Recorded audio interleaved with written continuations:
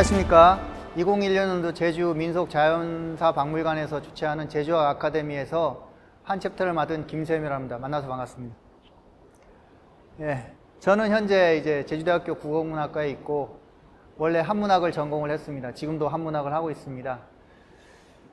제주도에 와서는 현재 이제 제주도 지식인에 대한, 그러니까 제주도 사람들의 어떤 공부를 했을까 그걸 이제 추적하는 과정에 있습니다. 그 배경적 지식으로 해가지고 제주 바다가 그 지식인 또는 제주 사회에 어떤 영향을 끼쳤는가를 좀 살펴보려고 오늘 강의를 준비하게 되었습니다. 제가 준비한 강의 제목입니다. 바다 건너 경이로운 이야기, 이렇게 되어 있습니다. 그리고 부제목으로 송정규의 해외 문견록 살펴보기, 이렇게 되어 있습니다. 일단은 바다 건너, 이거는 이제 본토에서 제주도를 바다를 건너야 된다는 얘기고, 경이롭다고 하는 것은 신기하다, 요즘 말로 신박하다, 그런 류의 이야기들. 제주도 사람들이 제주도 이야기 신박하게 생각 안 합니다. 의례 보기 때문에. 그런데 조선시대 때 바다로에서 이제 격리됐던 제주도 사회는 본토 사람들에 있어서 제주도는 너무너무 이상하고 놀랍고 그런 동네였습니다. 자기들이 보지 못했던 이야기들이니까. 그래서 이제 부제로 담은 이제 송정규의 해외 문견록이란 것들을 얘기할 건데, 여기서 해외라고 한 것은 바다 해 바깥에, 바다 바깥 해외, 바로 제주도에 대한 것이고, 문견록은 문, 들을 문, 듣고 견, 봤다. 그러니까 제주도에 있는 내용들을 보고 들은 이야기들을 송정규가 기록했다라는 이런 이야기입니다. 제가 여기에서 말씀드릴 내용은 크게 두 가지입니다. 첫 번째는 제주 바다가 어떤 식으로 인식되고 있었나, 또 어떤 식으로 변화하고 있었나에 대한 게 이 챕터가 이게 기본적인 지식으로 하나고요.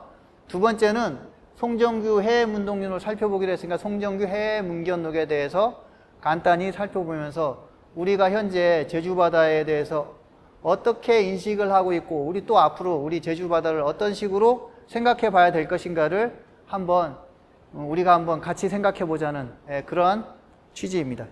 한번 보겠습니다. 제주와 제주바다. 이건 제가 내린 정의입니다. 바다는 열려있는 공간이고 또 동시에 닫혀있는 절벽이다. 동의하십니까? 동의하지 않고 막 의의를 제기해야 재밌는데, 일단 거의 동의하실 것 같습니다. 바다라는 게 탁 트여 있어가지고 어디든 갈 수 있지 않습니까? 나침반만 있으면은, 방향만 알면은 동서남북 어디로도 갈 수 있습니다. 하지만 그러한 공간의 이면에는 뭐가 있냐면은, 그거를 건너지 못하는 순간에는 고립이라는 그런 것들을 스스로 자초할 수밖에 없는 곳이 바로 바다였다. 지금은 그렇지 않죠. 지금은 그렇지 않습니다. 하지만은 예전 조선시대의 바다는 바로 그런 바다였다. 어쩌면 바다라는 것들 말고 다른 단어로 취한해도 거의 마찬가지라고 볼 수 있습니다. 그러니까 어떤 경우는 열린 공간이고 어떤 경우는 닫혀 있었을까, 그걸 한번 먼저 정리를 해본 다음에 해외 문견록이라는 책을 한번 간단히 살펴보겠습니다. 바다는 늘 변합니다. 늘 변한다는 게 파도 치면서 변한다 이런 얘기가 아니고, 우리의 인식에서 그 바다가 늘 변합니다. 아, 저 바다는 개척의 공간이야. 저 바다는 닫힌 절벽이야. 아, 저 바다는 우리의 먹을거리야. 이런 식으로 늘 인식이 변한다는 거죠. 근데 그게 시대마다 조금씩 다릅니다. 이걸 조금 이제 정리를 한번 해볼 필요가 있겠다 싶어서 정리를 했는데, 제가 하는 게 다 맞는 건 아니고 가능성입니다. 첫 번째는 이제 탐나 시대를 정리했고요. 두 번째는 고려 시대, 세 번째는 조선 시대, 조선 전기 후기로 이렇게 나누고 그 이후의 상황을 한번 살펴보도록 하겠습니다. 일단은 제주도에서 탐나 시대라고 하게 되면은 통상적으로 이제 고려 시대 이전을 이제 탐나 시대, 삼성열에서 고씨, 부씨, 양씨가 이제 땅에서 솟아나온 그 시절입니다. 그게 바로 형성된 게 바로 삼성신화 아닙니까? 삼성신화에 이제 고을라, 부을라, 양을라, 고을라, 양을라, 부을라가 이제 탄생을 한 다음에 그분들이 혼자 살지 않고 누구랑 같이 살죠? 여자분이랑 같이 살지 않습니까? 바로 바다 건너 어디에서 왔다고, 이렇게 동쪽 바다에서 왔다고 되어 있지 않습니까? 그게 바로 온평리에 있는 바다라고 얘기를 하는 뭐 혼인지 또는 뭐 조천에 있는 금당포 이런 얘기들을 이제 전설처럼 이야기 내려옵니다. 그러면은 삼성신화에서도부터 이미 바다라는 공간이 생겼다.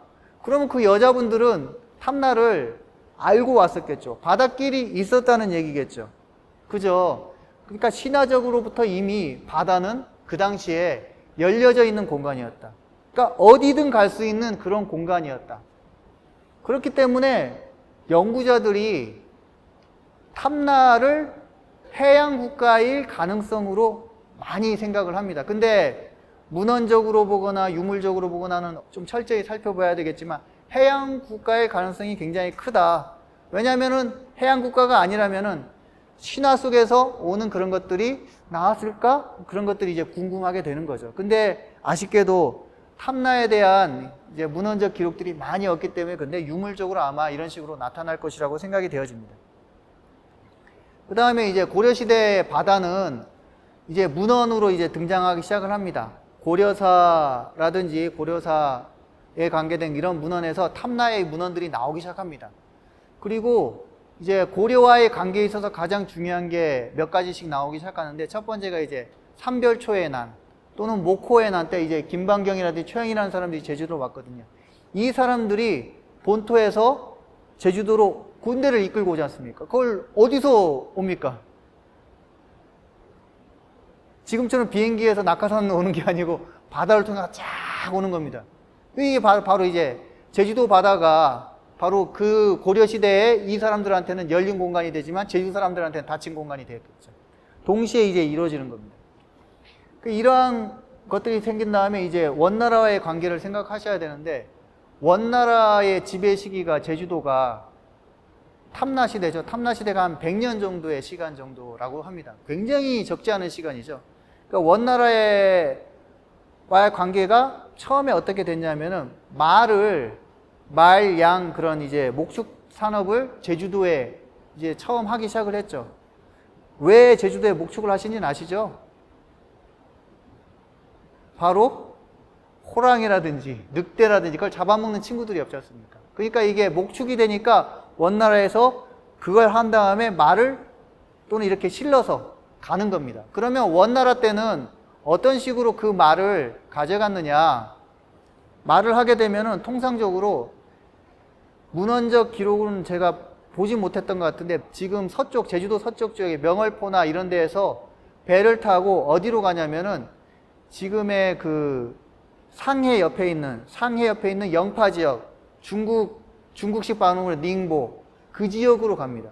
그래서 제주도에 있는 해류가 이제 동쪽으로, 제주 북쪽에 있는 바다는 동쪽으로 흐릅니다. 그러면 동쪽으로 가서 이렇게 영파로 가고, 그 다음 영파에서 그 다음에 일본 쪽으로 나가사키로 이렇게 이어지는 뱃길이 있습니다. 일본 애들도 그 뱃길을 이용해서 이제 갔었죠. 근데 이게 원나라 때 거의 형성이 됐다고 보시면 됩니다. 그리고 실제로 나중에 이제 표류 얘기가 나오는데 표류하게 되면은 자기가 원하는 방향으로 갈 수 없잖아요. 그러면은 뭘 따라갑니까? 물길을 따라가는데 가장 많이 가는 곳이 바로 영파하고 그 영파 밑쪽에 있는 복주 지역, 뭐 대만 지역 이쪽으로 표류가 굉장히 많이 갑니다. 물길이 그렇게 되어 있었다는 거죠. 이 선로가 나온 게 바로 이제 거의 고려시대라고 보시면 되고, 그러면은 고려시대 이전 탐나시대의 물길은 어떻게 됐을 거라는 추정을 해볼 수가 있는데, 그때는 대부분 연안으로 이렇게 가는 형태가 됩니다. 만약에 그 수나라 때 수나라 때 기록을 보면은 고구려가 물길을 막아가지고 백제하고 교류를 못했다는 그런 얘기들이 나옵니다. 그러면 그 당시는 그 한반도를 이렇게 따라가지고 중국의 해안을 따라가지고 중국으로 갔었던 이렇게 해안이 있었던 거예요. 그 일본을 가려면은 다시 남해를 해가지고 일본으로 가는 이제 연안이었지만 원나라 시대가 되면은 그 큰 배들이 이렇게 가기 시작을 하는 거죠. 그리고 나중에 명나라 때 되면 뭐 정화라든지 이런 명나라 사람들 보면은 아프리카까지 갔던 배에 대한 기록이 있어요. 이러한 기록들이 바로 나라의 힘이 세지면 바다는 열린 공간, 나라의 힘이 없으면 완벽하게 닫혀버린 공간. 이거는 바다뿐만이 아니고 다른 것도 거의 마찬가지라고 보시면 됩니다. 그래서 나라의 힘이란 게 참 중요하구나 하는 생각들이 이제 많이 듭니다. 그 다음에 이제 조선 초기의 얘기는 이제 일단은 제가 유랑민과 두무학 나왔는데 이거 전에 말씀드리고 싶은 건 제주도 유배가 조선 초기부터 특히 많이 오기 시작을 합니다. 그 이유는 뭐 아시겠죠? 그쪽으로 가게 되면은 일단 헤엄쳐서 못 나올 것이다. 그죠? 그리고 배를 타더라도 제주도에서 탈출해도 항구에서 기다리고 있으면 이미 잡혀 있는 거죠. 그리고 옛날에 조선 초기 때만 해도 제주 유배인들이 제주로 오게 되면은 늘 그 생각을 했습니다. 난 죽었구나. 거의 대부분 난 죽었구나 이런 생각을 많이 했어요. 실제로 죽일 사람들을 많이 보냈고 조선시대 때는 그렇게 죽임을 당한 사람들도 많이 있습니다. 그리고 조선 초에 보면은 왕씨들을 이제 고려시대의 왕씨들을 이제 이렇게 약간의 좀 많이 죽이는 과정이 나오는데 거기서도 야 너네 섬에 가서 살아라. 그런 다음에 배에다 구멍을 뚫어가지고 죽여버리는 과정들이 나와요. 그러니까 죽음의 과정에 늘 바다가 있는데 제주도도 역시 조선 초기에는 그런 성격이었다. 이제 제주도 유랑민하고 이제 두무학이란 얘기가 나오는데 이 제주도 유랑민을 그 역사에 보면은 두무학, 뭐 두모악지, 뭐 두모지 뭐 이런 식의 발음이 많이 나오는데 제가 기억하는 게 두무학인데 이 두무학이 말이 좀 어색하긴 한데 이게 두무학이 뭐냐면 바로 머리 두 없을무 악자는 산악할 때 악 머리가 없는 산 이런 뜻입니다. 그럼 무슨 산입니까? 한라산입니다. 백록당 가보시면 한라산 소주에도 잘 나와 있는데 그쪽에 보시면은 백록담이 나무가 없어요. 그래서 두무학이라 했던 게 아닌가. 또 여러 연구자들은 두무학지 이런 것들 통해 가지고 제주 사람들을 그 당시 음차해 가지고 두무학 또는 두무학지로 불렀다라고 하는 연구도 있습니다. 제 생각은 그냥 백록담이 그냥 두무학이라 하지 않았나 이런 생각을 합니다. 이 두무학이라는 사람들이 조선 초기 때 많이 나오고요. 조선 후기 때는 거의 확인은 되지 않아요. 그러니까 어떤 식으로 나오냐면은 제주도에 살던 사람들이 어떤 식으로 가냐면은 경상도 지역이라든지 남해안 지역에서 그냥 사는 거예요. 무슨 얘기냐면 그러면 제주도를 떠나게 되잖아요. 떠난 거 아닙니까? 그러면 떠나기 위해서는 몇 가지 조건이 필요합니다. 왜 떠났습니까? 먹고 살기 힘드니까. 그냥 그쪽에 가서 먹고 살면 된다 이렇게 생각을 했던 거고 두 번째 필요한 게 뭐냐면 배가 필요하고요. 세 번째가 바로 그쪽으로 가는 물길이 필요했던 거죠.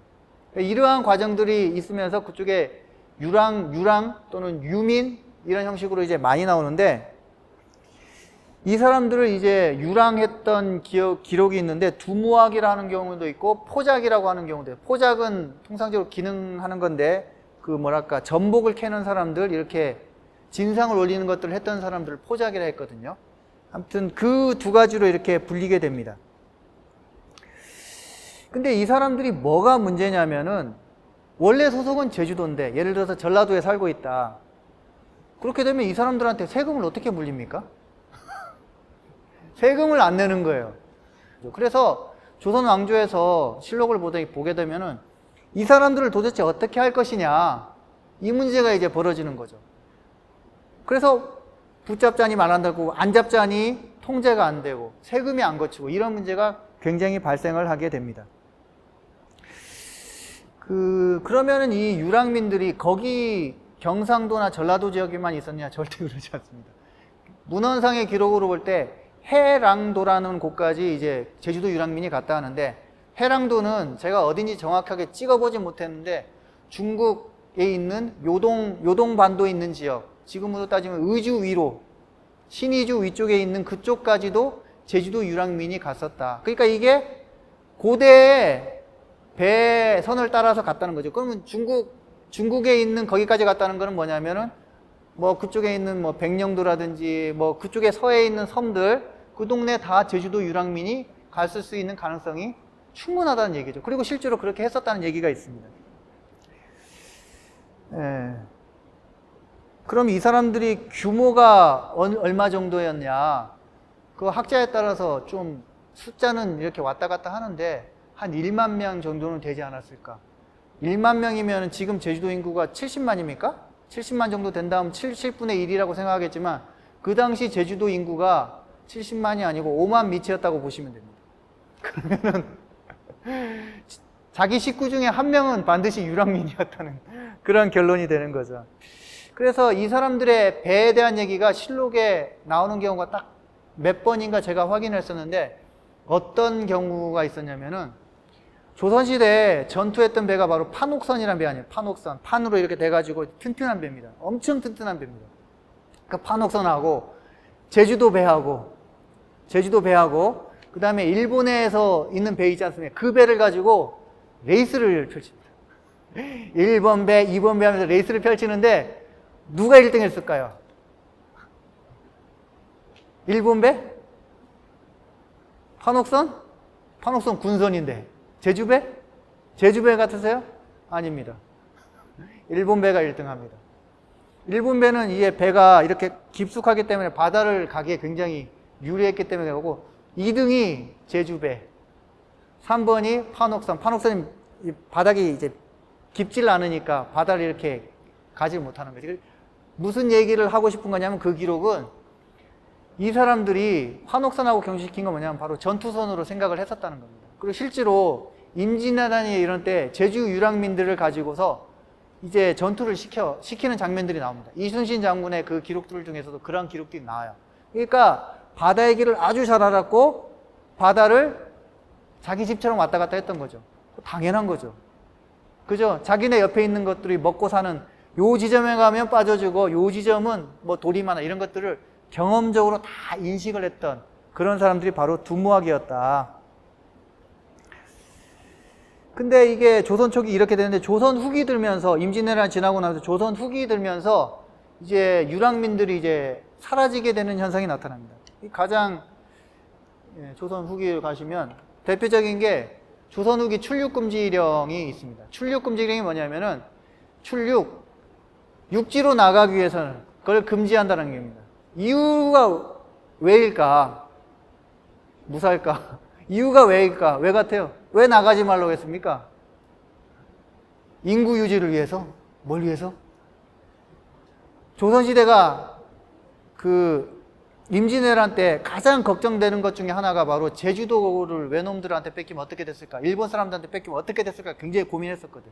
그러다 이제 광해군 시대 지나고 인주 시대 딱 되면서 제주도를 정확히 지켜야겠다는 생각을 분명히 했던 것 같아요. 그래서 사람들을 내보내지 않게 되는데, 그 첫 번째 이유가 국방의 방어를 위해서. 지금 제주도 사시는 분들 또는 제주도에서 계속 이제 내려오시는 분들도 굉장히 많은데, 지금은 우리나라의 주적이 6.25를 거치면서 사람들이 북쪽에 있는 사람들이라고 생각을 하죠. 그죠? 옛날에는 그렇지 않아요. 북쪽에 있는 사람들을 하게 되면 옛날에 청나라 지역, 그리고 바다로는 외구였습니다. 그러니까 제주도는 기본적으로 국방의 도시였지 관광의 도시는 아니었다. 그러니까 이 사람들한테 니들이 제주도를 지켜라, 이런 얘기를 분명히 하는 거죠. 그리고 이런 것들이 제주도 호적중초 같은데 이런 게 보면은 뭐 무슨 임무 이런 거 국방의 임무를 다 해요. 그리고 실제로 옛날에는 농사와 군대가 일치된 사회였어요. 향토 예비군이 지키는 사회였고 관군은 많이 없었던 그런 시절이었죠. 그 다음에 두 번째는 각종 진상을 올리는 일이거든요. 이거는 뭐 조선 전기 때도 그렇고 조선 후기 때도 계속 이어지는데, 제주도에서 가장 많이 올렸던 진상품이 바로 말하고 그 다음에 귤, 이 두 가지가 굉장히 많이 올렸습니다. 말은 통상적으로 이제 전라도나 이 지역 가면은 거기서 풀어놓은 다음에 그쪽부터 해가지고 말을 이렇게 몰아가지고 서울까지 올라갑니다. 말은 뭘로 썼을까? 타는 거? 타는 걸로도 엄청 많이 쓰고요. 그 다음에 두 번째는 생활용품으로도 그렇게 많이 써요. 말총을 이렇게 갓을 만드는 것도 있고, 그 다음에 말 가죽 같은 걸 해가지고 제주도에서는 이게 끈을, 얘는 지금으로 말하는 노끈 같은 것들이 이제 물에 썩지 않지 않습니까? 예, 그런 것들을 이제 말끈으로 만들어요. 그 다음에 귤 같은 경우는 아마 빨리 썩을 확률이 있기 때문에 바로 배로 해가지고 아마 서울 마포로까지 갔을 것 같습니다. 그죠? 제가 그 제주도 뱃길을 어떻게 거기까지 갔을까 말았을까 굉장히 고민 많이 했었는데, 최근에 어느 문중의 글을 읽다 보니까 그 배가 서울 경강을 지나가지고 마포에까지 가는 그런 과정들이 나와 있는 문헌을 봤어요. 아, 제주도 배는 거기까지 갔구나라는 걸 분명하게 확인했습니다. 그 다음에 그 서양 세력의 동진, 이게 뭐냐면은 일본이 임진왜란을 일으켰을 수 있었던 게 바로 이제 네덜란드 그 사람들의 영향이 많이 있었거든요. 그 이후로 굉장히 많은 해양 세력, 그 당시 서양 세력들이 동쪽으로 이제 진격이라고 해야 되나? 이게 오게 되죠. 그러면서 제주도에도 서양 사람들이 이제 오면서 이게 이제 그 방어의 임무가 일본 사람만 방어하는 게 아니고 이제 노랭이들도 방어해야 되겠네? 이런 생각을 이제 하게 된 거예요. 그래서 이제 조선시기 때 특히 이제 기록들이 이제 많이 나오게 됩니다. 조선시대, 특히 조선 후기 때 표류라든지 바다에 대한 기록들이 굉장히 많이 나요. 관심은 많았었던 거죠. 그러다가 이제 조선 말기 되면은 이제 대원군의 세국 정책으로 인해 가지고 바다가 막히면서 우리나라가 이제 허물어지게 되는 아쉬운 상황이 이제 나오죠. 그리고 이 일제강점기 들어서는 군대환이라고 해가지고 이게 일본으로 가는 배예요. 들어보니까 이제 조선시대 때는 모든 배들이 어디로 들어오는지 아십니까? 화북포? 예, 맞습니다.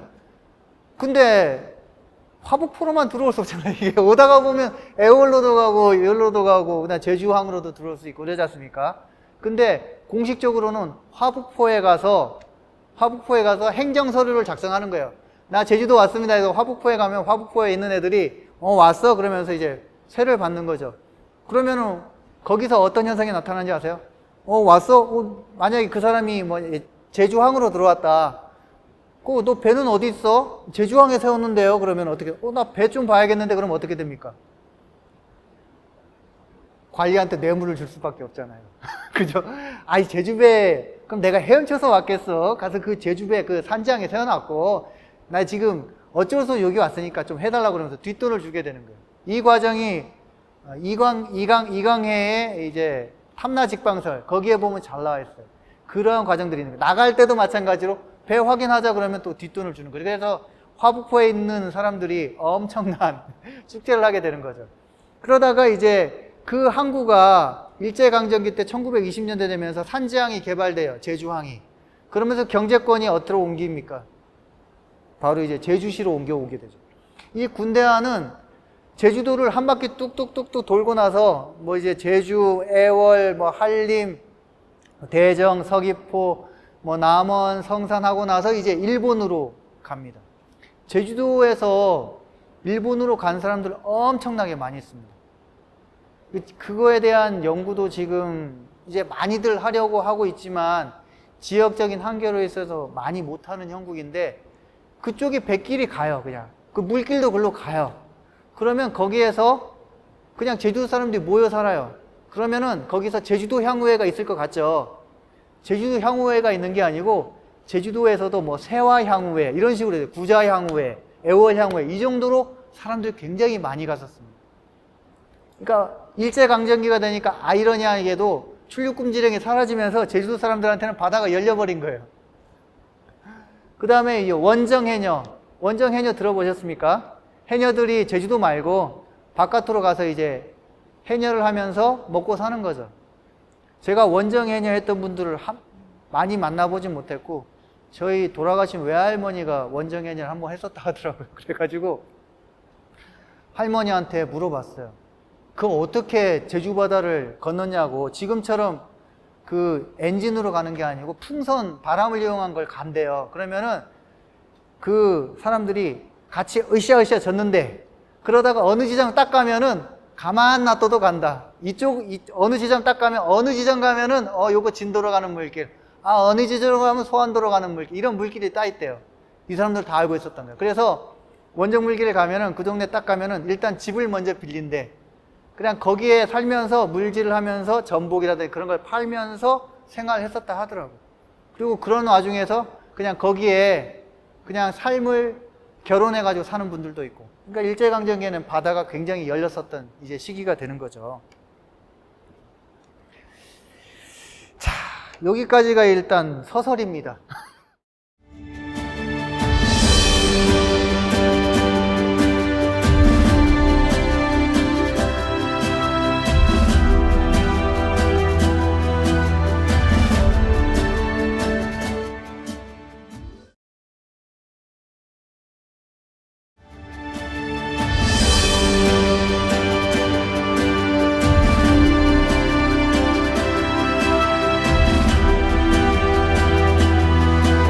관점을 이제 돌아가지고 송정규의 이제 해외문견록이라는 이제 그걸 보겠습니다.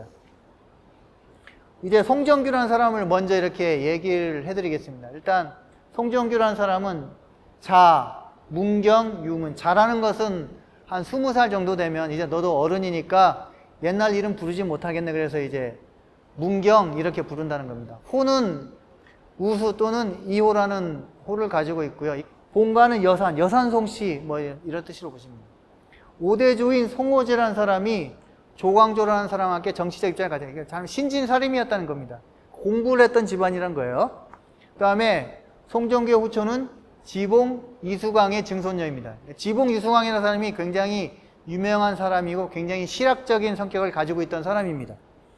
다시 말해서 이 사람들은 뭐 소북계 인물이라고 명문 있는 인물이라고 뭐 집안이라고 하지만 개방적인 사고를 가질 가능성이 굉장히 있었다. 실제로 제주도에서 기록했던 사람들이 정말 독특한 이야기다라고 기록을 합니다. 거기 이면에는 보면 굉장히 개방적인 성격을 가진 사람들이 많이 있었다라는 생각이 들어집니다. 예, 이게 행장의 내용입니다. 행장의 내용인데 간단히 한번 읽어볼게요. 공은 이게 송정규라는 사람이에요. 제주도에서 부역, 일하는 것을 중지시키고 형벌도 풀어주고 믿음과 은혜로 이제 백성들한테 잘 해줬다는 거예요. 그래서 공이 청렴하고 완고하다 하지만 넉넉하고 온화하다는 평가를 했다는 겁니다. 그래서 이제 송정규가 이런 얘기를 한 겁니다. 바다의 섬이 제주도죠. 육지와 같지 않다. 나는 덕으로 교화하고 싶다. 덕으로 사람을 바꾸고 싶다라고 얘기를 합니다. 덕이 뭡니까? 사람은 덕으로 교화됩니까? 생각해 보시죠. 여기서 덕으로 교화하고 싶다는 얘기는 뭐냐면은 이전에 덕으로 교화 안 한 사람도 많은 거예요. 다시 말해서 제주 목사는 지금으로 따지면 제주도지사의 형태지만 그 당시는 군사, 행정, 사법 이걸 다 가지고 있던 사람이에요.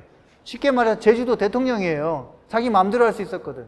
그러니까 힘으로 안 하고 나는 마음을 잡아보겠다 이런 얘기예요. 그래서 한 조치가 공자의 묘를 이렇게 다듬거나 또는 이제 음사를 몇 개 철폐하는 경우도 있고 거기에다 이제 기물들을 무기에 넣어서 이렇게 풍속을 바꾸려는 이런 활동을 했었다는 걸 행장에서 이렇게 보여줍니다.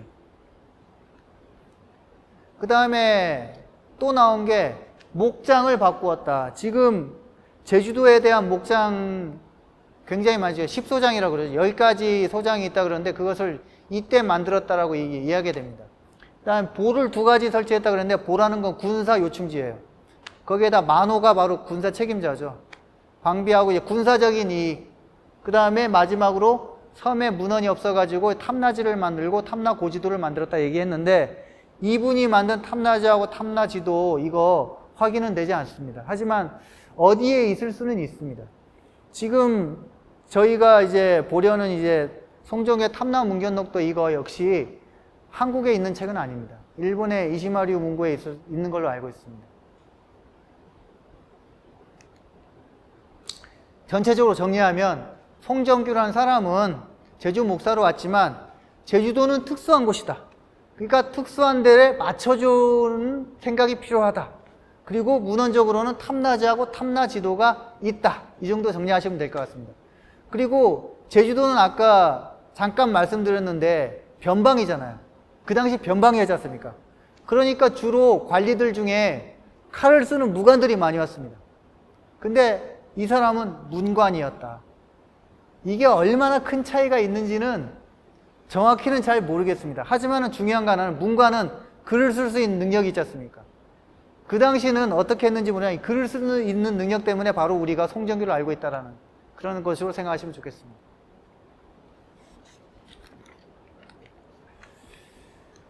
자, 그 다음에 또 나오는 얘기는 뭐냐면 증부 탐나지의 제주 관풍안이라는 책에 또 송정규라는 사람이 나옵니다.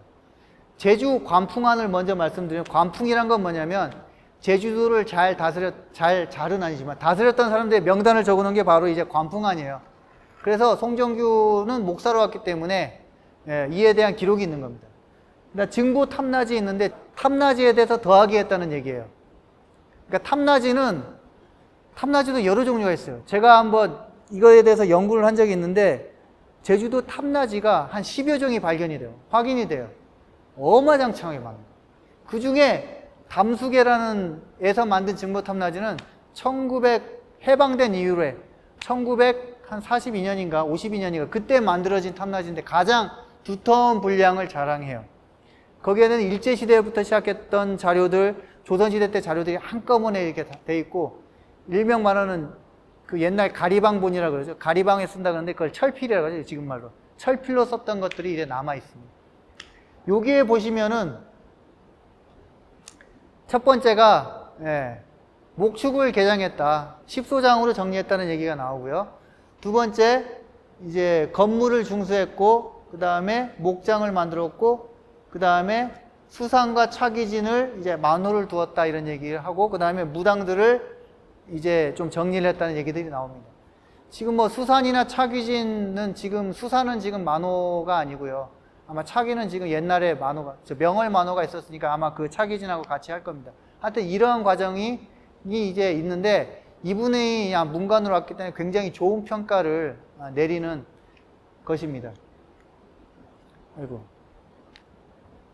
공적을 이 사람도 말하면 첫 번째가 목장, 두 번째가 군사방어, 세 번째로 풍속으로 이제 제주도 풍속을 개화했다는 거고, 네 번째가 이제 문관으로 와서 많은 이제 업적을 남겼다는 것들을 이제 정리를 하고 있습니다. 해외 문견록이라는 책을 이제 간단하게 이제 설명을 해드리겠습니다. 송정규가 제주 목사 시절 저술한 책입니다. 제주를 중심으로 발생했던 표류 사실을 정리한 거예요. 그러니까 해외 문견록에서 신기한 얘기 중에 가장 신기한 게 바로 표류라는 사건이 가장 신기했던 것 같아요. 그 밖에 제주도에 있는 사건들도 굉장히 많이 정리를 하고 있습니다. 책을 보여드리면 지금 이 책인데요. 저하고 성균관대학교 김용태 선생님하고 같이 번역을 했습니다. 김용태 선생님이 먼저 발견은 했는데 저보고 같이 하자 하더라고요. 네가 제주도 놈이니까 같이 하자는 거죠. 저로서는 너무 고맙죠. 이 책에 대해서 이제 간단히 설명을 한번 드려보겠습니다. 일단은 송정규가 살았던 시대에 대해서 고민을 해보셔야 돼요. 첫 번째가 명나라에서 청나라로 국제사회의 중심이 옮겨가던 그 시대였어요. 그 다음에 청나라 조정에서는 왜구들이 너무 많이 오니까, 왜구들이 어떻게 가냐면 일본에서 출발해서, 일본 주로 오도에 있었다 그러더라고. 오도나 이런 데서 출발해가지고 제주도에서 보면 추자도하고 제주도 사이 그 바다를 쭉 지나가지고 영파 지역이나 그 밑에 지역 또는 제주도 밑으로 해가지고 그 복주 지역이나 대만 지역을 가서 거기서 이제 왜구들이 이제 했던 거죠. 그래서 이 당시 청나라 조정은 바다를 막았어요. 그래서 바다에서 오는 놈은 누구다? 다 왜구다 싶어가 다 때려잡은 거예요. 신기하죠. 이게 해안을 봉쇄하는 극단적인 정책이었다. 그 다음에 중요한 게 바로 명나라에서 청나라로 접근하는 시기였다는 게 뭐냐면, 명나라 세력들이 계속 물러난 다음에 어디까지 물리냐면 신장 위구르 지역하고 나중에 이제 대만 지역으로 이제 하죠. 대만 지역에 있던 표류했던 그 물길이 있었다 그랬잖아요. 그쪽에 있는 소식들을 이제 정보를 수집하는 거예요. 국가정보원에서 이제 수집하듯이 제주정보원에서 표류해, 너 어디 표류 갔다 왔지? 거기에 뭐가 있었어? 거기 어떤 사람들이 살아? 먹을 건 뭐야? 이런 정보를 구하는 거예요. 왜? 그때는 이제 그런 것들이 갈 수 없던 시절이었기 때문에. 조선 초기에는 신숙주가 해동제국기라는 이러한 여러 책들을 써요. 해동제국기가 뭐냐면 여러 나라들의 기록을 했던 이제 거예요. 신숙주라는 사람 자체가 일본도 다녀오고 그랬던 사람이니까 굉장히 국제감각이 뛰어났던 거예요. 조선 전기가 그렇게 잘 다스려졌던 이유가 바로 국제감각이 뛰어났던 거예요. 근데 조선 후기 오면서 바다를 계속 막았잖아요. 결국 나중에 대원군의 세국정책까지 하는데, 이렇게 바다를 막아버리면 국제감각이 떨어지는 거예요. 그래서 나중에 결국 어떻게 됩니까? 일본 애들이 꿀꺽하죠. 바로 국제감각을 결여내. 이 조선시대 때는 바다가 바로 그 국제감각을 다툴 수 있는 그런 계기였는데, 그런 게 없었다는 거죠. 우리나라에 대통령이 어디 가면은 꼭 따라가는 사람이 외교관 따라가잖아요. 왜 그래요? 바로 국제사회에서 우리나라의 위치를 확인하는 거죠. 바로 이것도 이러한 시대에서 바다를 통해서 그런 감각을 가질 수 있었다. 그 다음에 이 책에서 중요한 거는 또 해양의 시대라는 걸 암묵적으로 강조하고 있어요. 지금 해양의 시대가 왔는데 우리나라는 무엇을 하고 있느냐는 것들을 암묵적으로 강조를 하고 있었다. 해외 문견록의 전체 구성은 16건의 이제 기사가 되어 있습니다. 그리고 16건 중에 이제 9건까지는 이제 가까운 시대의 표류를 기억하고 있고, 그 다음에 10번 그 이하로는 제주도에 관련된 여러 사적들, 이상한 이야기도 있잖아요. 뭐 김영사고래 갔더니 뱀이 사람을 잡아먹었더라, 뭐 이런 것들, 이런 얘기들, 전설처럼 내려온 얘기들, 이런 것들을 정리합니다. 전설이 문헌으로 이렇게 확인되는 게 정말 신기하죠. 그래서 몇 가지 사실을 이렇게 한번 설명을 해드려 보겠습니다. 여러 가지가 있는데요. 첫 번째가 별도 초에, 초자가 죽인다는 뜻이에요. 이게 어떠한 얘기가 있냐면 1611년에 제주 목사 이기빈이 산지포에 배가 나타난 거야. 이게 1961년 광해군 때거든요. 그 임진왜란이 끝나지 별로 안 된 거예요. 근데 일본 배인 것 같아. 어떻게 해야 돼요? 우리 조국의 원수가 나타난 거예요. 어떻게 되겠습니까? 다 죽여버렸어요. 그리고 그쪽에 있던 금은보화까지 자기가 다 가졌어요. 근데 문제는 뭐냐면 이게 일본 배인 줄 알았는데 일본 배가 아니었다는 거예요. 그럼 누구냐? 요쪽에 보시면 제가 한자로 적어놔가지고 이게 한글로도 적을 걸 그랬네. 유구왕자 살해설하고 관계되어 있어요. 유구가 지금으로 따지면 오키나와지요. 일본의 가장 좋은 이제 관광 자원이 있는 오키나와 지역을 유구라고 했습니다. 오키나와는 그 당시 국제적으로 독립된 사회였거든요. 근데 이 당시 유구는 왕조였거든. 그래서 일본하고도 관계했고 우리나라하고도 왕래는 없지 않았고요. 그 다음에 중국하고도 갔어요. 중국에서 가서 중국으로 사신을 보내면은 우리나라로 사신을 보내잖아요. 그러면은 이 사람들이 만나가지고 사신들끼리 얘기도 해요. 말이 안 통하니까 뭘로 합니까? 글을 써가지고 시를 읊어요. 이수광이 바로 이 사람하고 관계했던, 성정교와 관계했던 이수광도 그 사람들하고 읊었던 시를 읊어요. 그래서 유구에 갔더니, 와, 누가 했더라? 베트남하고도 이렇게 얘기하고, 그렇게 얘기합니다. 근데 이 유구 왕자가 이 섬에, 이 배에 있었다고 합니다. 그래가지고 유구 왕자까지 죽여버린 거예요. 이걸 가지고서 연구자들이 꽤 많은 연구를 합니다. 진짜 유구 왕자를 죽인 거야? 부터 시작을 해가 진짜 유구 왕자야? 혹시 뭐 안남에 있는 사람 아니야? 안남은 지금 말하는 베트남에 있던 사람을 죽인 거 아니야? 이런 것부터 시작을 해가지고 많은 이야기가 나오는데 지금 소개된 이 자료가 유구 왕자설에 있어서는 살해설에 있어서는 가장 시대적으로 빠른 자료입니다. 일단 이거에 대해서 좀 아마 나중에 또 관심 가지시는 분들이 있겠지만 어떤 현상이 나타나면은 뱃사람들끼리도 자기네 그 네트워크가 있을 거 아니에요. 야, 제주도라는 데 갔더니 걔네들은 표류한 애들을 가지고 죽여버렸대. 그것도 왕자를 죽였대. 이 소문이 퍼지기 시작한 거야. 그러니까 제주도 사람은 뭐가 됩니까? 도적놈이 새끼들이 되는 거죠. 그래가지고 문제는 뭐냐면 제주도 사람들이 표류를 하게 된단 말입니다. 제주도 사람들 표류할 수 있지 않습니까? 표류를 하게 되면 가장 먼저 하는 게 뭐냐면은 호패를 던져. 호패가 뭐죠? 주민등록증. 나 조선 사람이라는 제주 사람이라는 호패증을 있을 건데 섬에서 이제 표류하다가 저기 땅이 보여. 그러면 호패를 바닷속에 다 던져요. 그 이유가 왜 그러냐면은 유구 왕자 또는 뭐 베트남의 안남 왕자를 죽였다라는 그 소문이 있어가 제주 사람을 다 죽여버린다는 거예요. 그래가지고 그런 현상이 나타나는 거예요. 그래서 이 설에 대해서는 요 기록만 있는 게 아니고 뭐 여러 가지 문헌에 많이 나와 있고 베트남이다, 안남이다 이런 여러 가지 설들도 있습니다. 유구 사자에 대한 표착했던 이야기들도 있는데 이런 것들은 이제 문헌적으로 이렇게 서로 교차하면서 확인할 수 있는 자료들이 있어요. 한문이지만 이게 이런 자료들이 남아있다는 게 대단한 거예요. 그 당시 아주 쇼크했던 이야기들이 있다는 거죠. 그 다음에 서양의 표만, 이 표자는 표류하다고 만자는 오랑캐 만자인데 이거를 1653년에 하멜 표류기 썼던 하멜이 왔을 때 제주도에 표착했던 이 사건인데 이것도 이제 거의 최초의 기록을 보시면 돼요. 제주 관하에 있던 하멜 일행의 무기에 대한 묘사들이 굉장히 많이 나와 있습니다.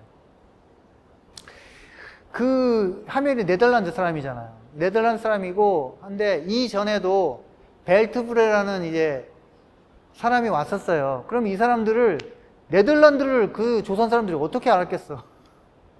그러니까 거의 반협박으로 해가지고 야 그냥 우리나라 살아 그래가지고 벨트브레는 박연이라는 이름으로 해가지고 그냥 살게 했어요.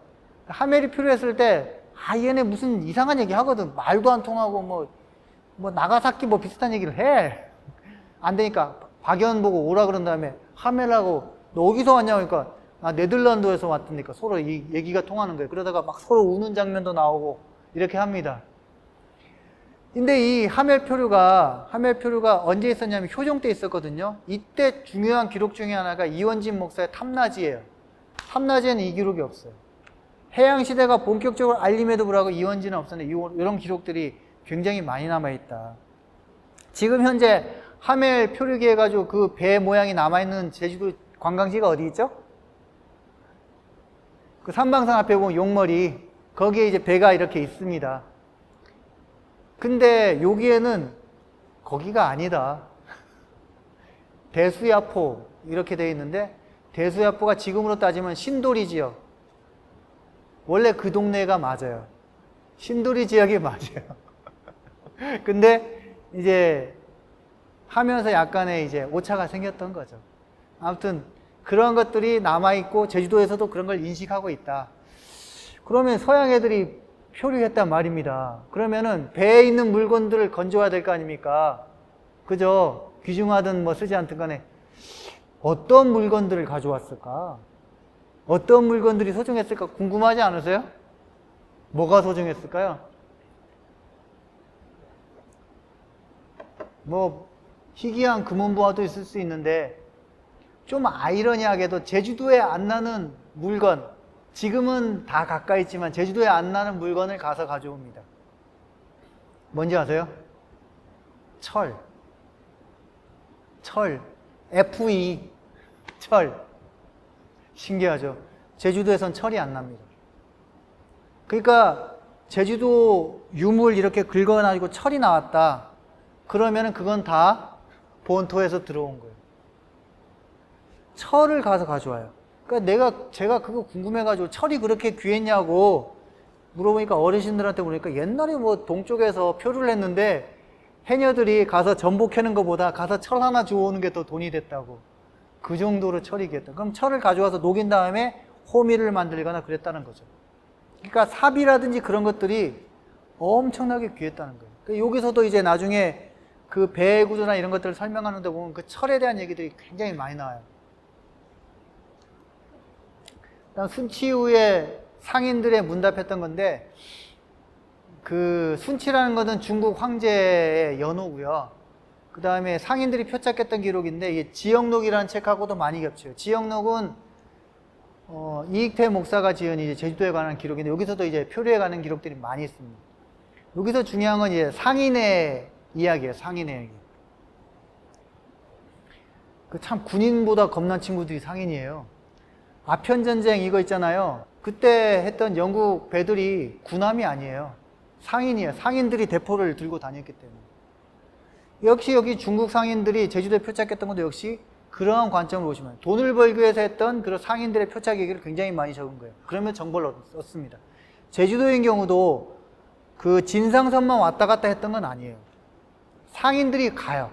제주도 특산물 팔러 많이 가는데 조선 초기에 때는 뭐 말이라든지 그런 것들이 많이 갔던 것 같고 조선 후기 때는 미역이라든지 이런 건어물들 있지 않습니까? 그런 것들이 굉장히 많이 갔던 것 같아요.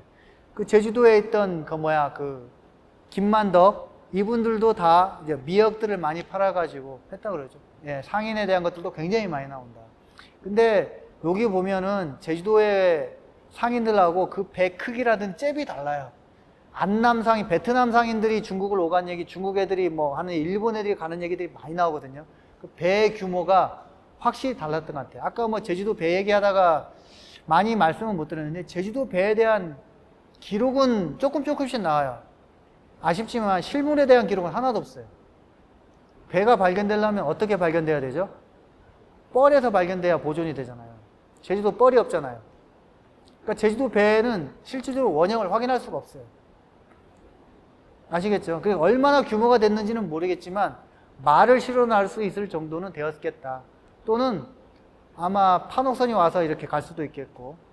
아무튼 제주도 배에 대한 기록은 있지만 실물로 확인할 수 있는 방법은 없는 것 같다라는 게 제 생각입니다. 그 다음에 안남에서 표류했던 얘기인데, 안남이 바로 이제 베트남이에요. 어떻게 살았나도 모르고, 그러니까 여기서 말하는 김태황 또는 김대왕이라는 사람이 베트남에 표류했던 사건이 있는데, 뭐 지역록이라든지 주영필이라든지 조선실록에도 나와요. 정말 신기한, 그런 나라가 있었어? 이런 얘기가 나오는 거죠. 여기 안남에서 가면 이 기록들이 거죠. 나오면은 거기는 농사를 2번 짓던데요? 벼농사를 2번이나 지어? 이런 얘기 나와요.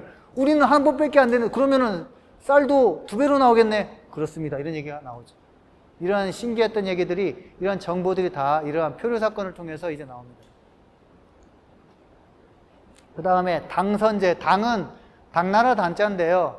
당이 조선이에요. 제주도에서 유자 중에 중국에서 온 유자를 뭐라 그럽니까? 댕유지, 댕유지.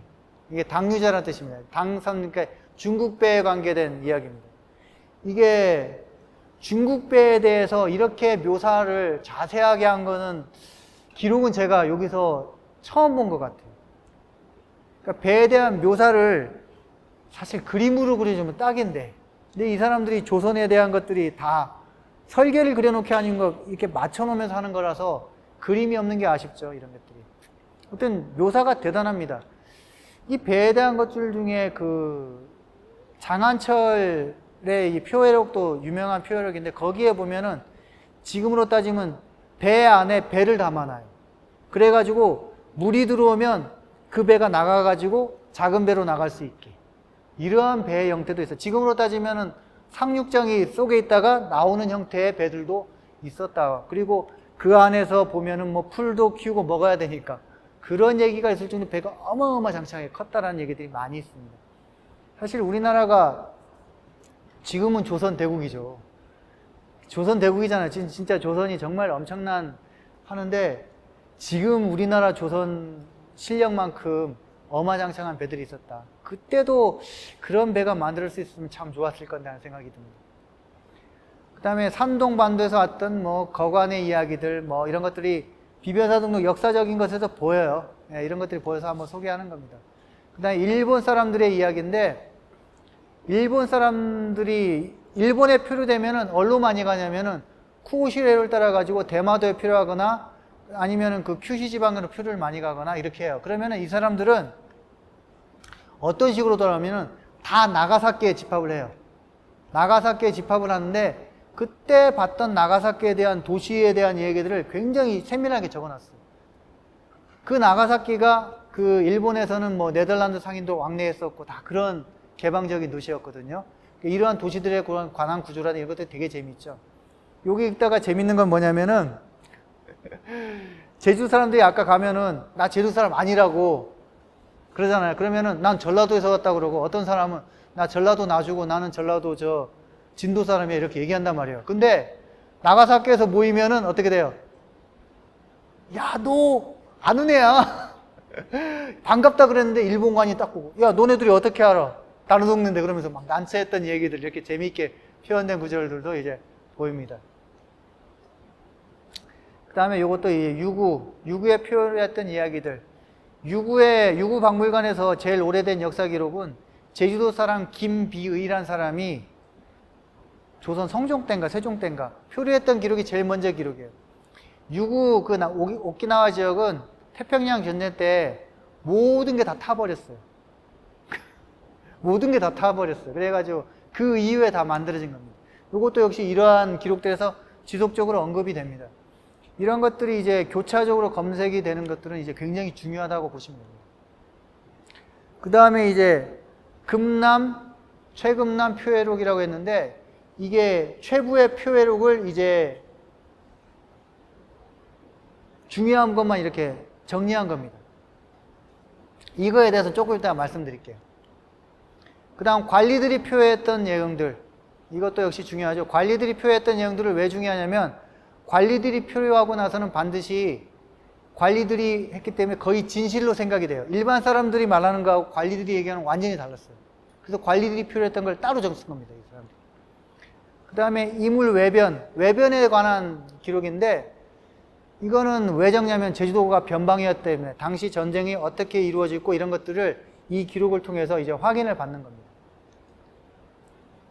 이거는 이제 제주도에 관한 얘기도 많아요. 기룬절에 사는 건데 정열이 사건을 통해 가지고 이제 기룬절의 얘기가 나오죠. 이게 이 사건을 통해 가지고 청은 김상헌이 이제 오게 되고 청은 김상헌이 이때 남사록 기록을 남겨 가지고 제주도 사람을 안무했다는 이 기록들이 남아 있어요. 그렇기 때문에 이제 중요한 영모 사건에 대해서는 어떻게 처리해야 되느냐는 것들을 이렇게 오게 되는 거죠. 정리한 겁니다. 김만일에 관한 얘기. 제주도에서 이제 말을 잘 길렀던 이제 김만일에 관한 얘기고 이것들은 여기뿐만이 아니고 굉장히 많이 있고 김만일이 이제 제주도 남원에 경주 김씨들이 있잖아요. 이 사람들이 엄청나게 부자였어요. 말 자체가 말이 있다는 것 자체가 부자. 말이 지금으로 따지면 승용차 한 대인데 이 사람이 뭐 몇만 마리를 가지고 있었다니까. 그리고 이 사람들이 나중에 이제 전쟁 때 쓰는 말도 이렇게 보냈다고 얘기를 하죠. 네. 전설도 꽤 많이 전해지고 있습니다. 이에 대해서는. 그 다음에 이제 서참판관 참사인데 이게 이무기를 퇴치한 게 아니고 이게 바로 이제 김영굴에 있는 뱀 얘기 있잖아요. 뱀을 이렇게 쳐갔더니 이제 뭐 불구구름이 와서 나중에 설인이 죽었더라 이런 얘기들. 이것들이 이제 문헌으로 전해지는 문헌 전설입니다. 그리고 설인이라는 사람은 제주 관풍 안에서도 그 이름이 확인이 됩니다. 실제 했던 인물 같은데 전설 소개하고 있습니다. 그 다음에 홍노궁에 관한 얘기인데 홍노궁은 원나라 때 순제가 원나라가 망할까봐 제주도에 피신을 하고 여기에다 이제 궁궐로 이렇게 지으려고 했었다라는 이 기록이 있는데 그 기록에 이제 터가 바로 여기서 다 서홍동, 동홍동 지금도 있는데 이쪽 동쪽을 동홍동, 서쪽을 서홍동 이렇게 이야기를 합니다. 여기까지가 이제 해외 문견록에 대한 간단한 내용을 정리한 거고요. 이거 외에도 중요한 표류 기록들이 있는데 조금만 정리해 보겠습니다. 일단 최부의 금남 표력인데 이게 제일 중요해요. 최부란 사람은 조선 전기 때 왔던 사람입니다.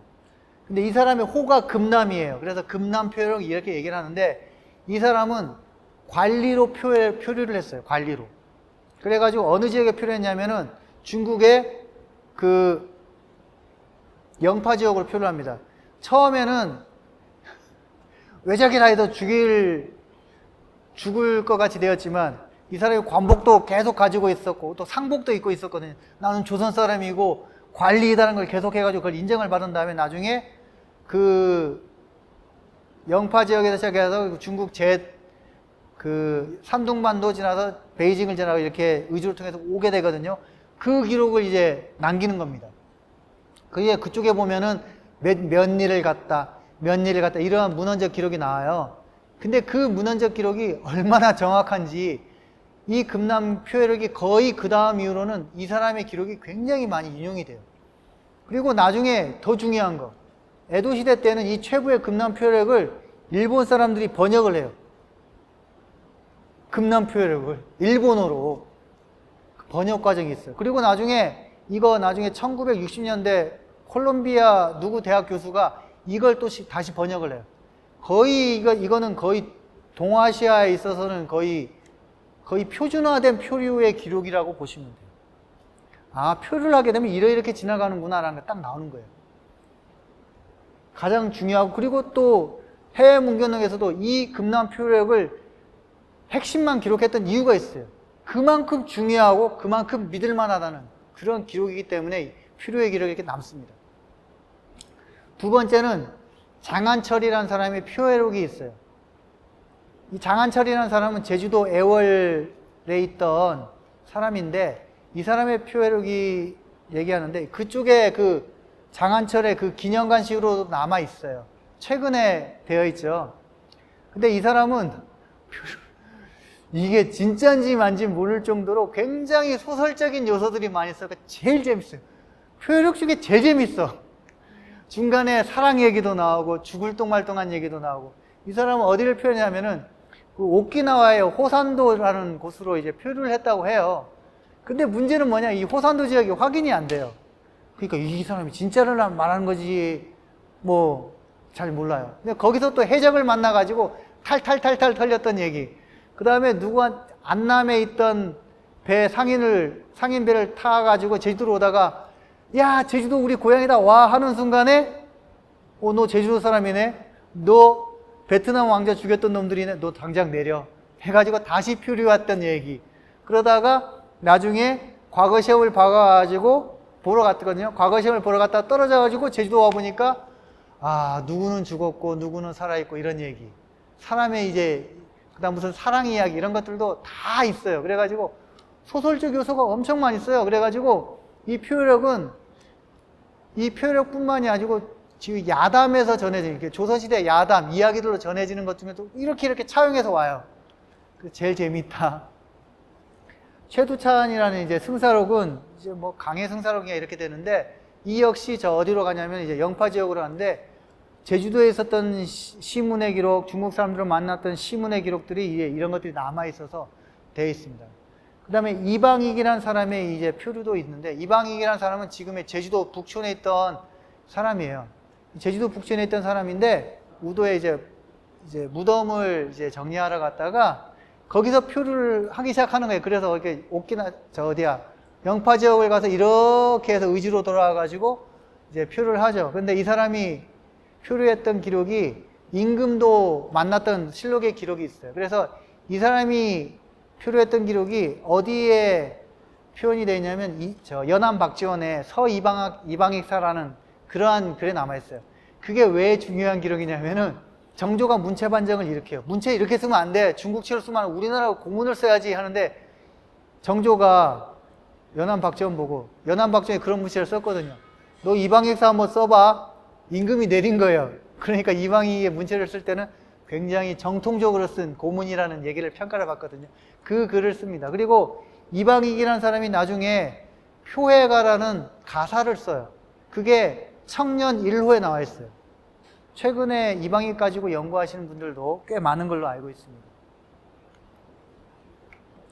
그 다음에 표류 기억을 재구성한 책들이 있는데 여기 많은 이익태의 지역록, 그 다음에 정운경의 탐나문경록, 송정규의 해문경, 이 세 가지 종류 정도가 있어요.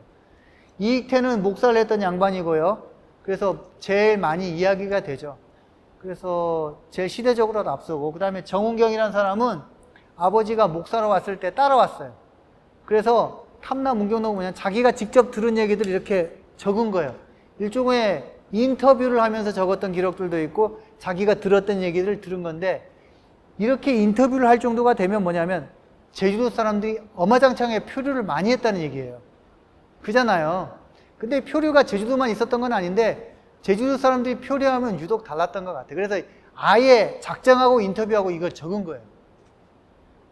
이것도 역시 번역이 되어 있습니다. 그 다음 송정규 해외문건은 역시 이번에 제가 소개시켜드리지만 이게 표류 기록을 재구성하고 제주도에 관한 얘기도 하고, 정운경의 탐나문경록에는 이제 표류 기록 말고는 그 귤에 대한 얘기들, 그런 얘기들도 이제 부차적으로 해놓죠. 그러니까 제주도에 대한 관심이 엄청 많았던 거야.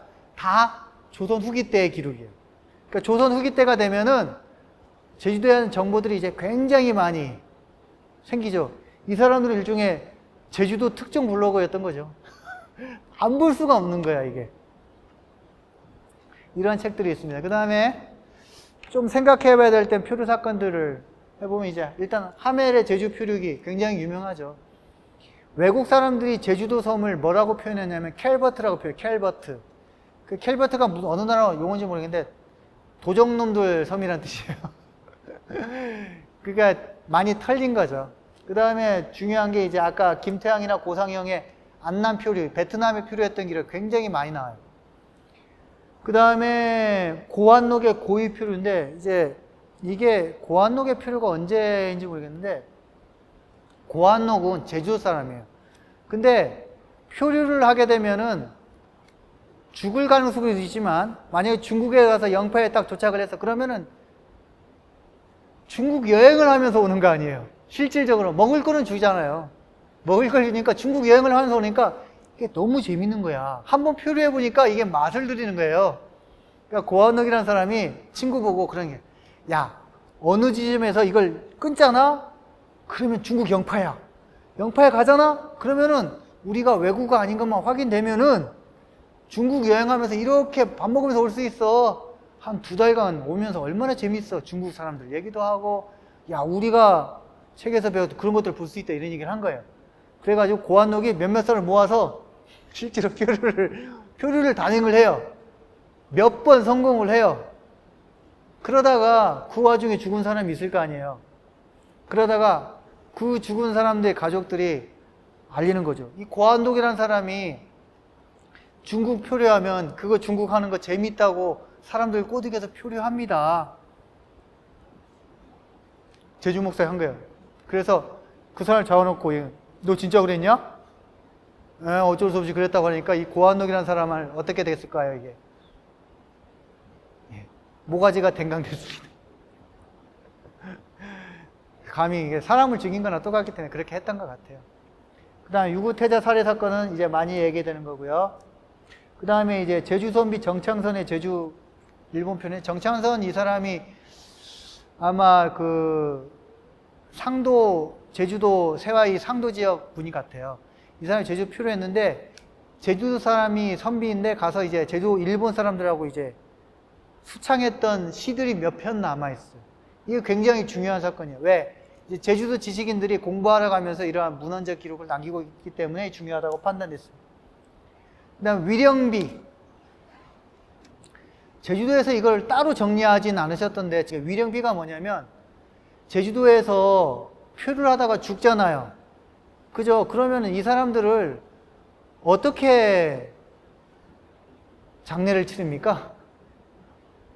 뭐 무당을 해서 하는 경우도 있고, 해 입었던 옷을 그냥 묻는 경우도 있고, 그런 경우는 좀 또 있고, 안 되면 이제 위령비를 세우는 거예요. 이 사람은 어떻게 살았는데 어떻게 하다가 바다에 빠져 죽어가지고, 이 비석이 남아있어요. 제주도에. 화북 지역에서도 몇 개 본 것 같고요, 용담 지역에서도 몇 개 봤고, 이러한 비석들이 남아있어요. 그만큼 제주도가 많은 사람들이 표류에 인해서 죽기도 하고, 또 그 바다에서 살려고 노력했다는 뭐 이런 얘기죠. 그 다음에 이제 마지막으로 얘기하는 게 이제 제주 해녀에 대한 얘기. 아까 제주 해녀 많이 얘기했지만, 그 활발했던 시대에 제주의 해녀들이 자기 의도를 가지고 그렇게 하죠. 그러면서 이제 제주 사람들의 지리적 영역이 엄청나게 넓어지는 거예요. 그럼 마지막으로 이제 정리를 하면서, 지금 제주도 바다는 과연 우리에게 얼마나 열려 있는가, 또 우리가 얼마나 열어봤는가를 좀 생각해 보셔야 될 것 같아요. 지금 제주도에 있는 모든, 제주도에 한 반짝 정도의 인구가 제주시에 살고 있어요. 제주 북쪽에 살고 있어요. 그죠? 제주도 비행 항로도 다 어쩌면 저 위로 가잖아요. 만약에 서귀포 지역에 경제권이 생긴다면, 바다가 생긴다면 서귀포 지역에도 굉장히 많이 갔었겠죠. 만약에 유구 지역이라든지 대만 지역으로 열린 바다가 된다면. 그죠? 어쩌면 우리는 지금 서울이나 이러한 지역으로만 열려 있는 게 아닐까. 그건 조선시대 때도 거의 비슷하잖아요. 그죠? 제주도 바다가 열리기 위해서는 우리는 어떤 노력을 해야 되느냐. 사실 힘이 있어야 돼요. 힘이 있어야 돼요. 그래서 지금 바다, 지금 남중국해라 그러죠. 제주도 밑에 바다를 보통 남중국해라 그러는데, 지금 대만 해협 통해가지고 미국과 중국이 굉장히 큰 갈등을 하는데, 결국 그 바다는 왜 그 갈등이 생기는 겁니까? 바로 물자가 오가는 길이 되잖아요. 그잖아요. 그렇기 때문에 생기는 거죠. 열린 바다를 위해서는 우리도 힘을 가지고 있어야 되겠구나. 우리가 이렇게 바다를 통해서 봤지만 여러 가지를 생각을 해보면서 조금 더 열린 사회로 가야 되지 않을까. 그러기 위해서는 늘 생각을 하는데, 늘 힘을 가지고 있어야 될 게 아닌가. 이건 무력적인 것만 아니고 정신적인 힘도 마찬가지고요. 어떻게 만족을 하셨는지 모르겠습니다. 아마 질문을 제가 받을 수가 없는 상태인데, 아마 웹상으로 질문이 온다고 하더라고요. 궁금한 점 있으면 이렇게 얘기해 주시면 같이 이야기하는 걸로 하겠습니다. 그리고 또 사실 제주도에 대한 바다가 많이 정리가 되지 않았어요. 그러니까 고대로부터 시작해가지고 표류에 대한 번호를 매기면서 정리가 된 상태가 아니고 이렇게 유명한 표류 사건들 몇몇 개만 정리가 되어 있는 상태입니다. 앞으로 지금 이쪽도 연구 영역으로 생각해도 굉장히 열려있는 곳이다. 바다에 많은 관심을 갖고 바다를 유지할 수 있게 노력해야 되지 않을까 이런 생각을 합니다. 이야기가 많이 길어졌습니다. 많이 귀한 시간 내주셔서 고맙고 이렇게 들어줘서 고맙습니다. 다음 기회에 얼굴 뵙고 더 즐겁게 좋은 시간 가졌으면 좋겠습니다. 감사합니다.